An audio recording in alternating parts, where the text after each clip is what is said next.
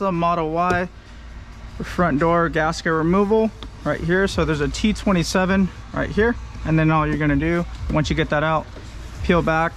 There's two clips behind this gasket and yank it out.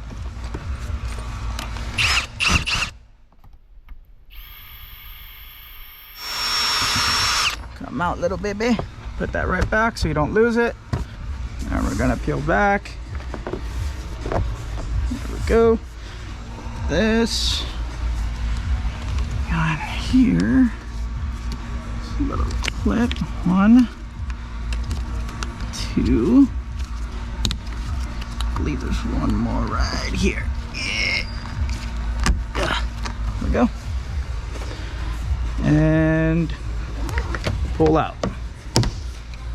Put it in a safe spot, ready for bottom loading.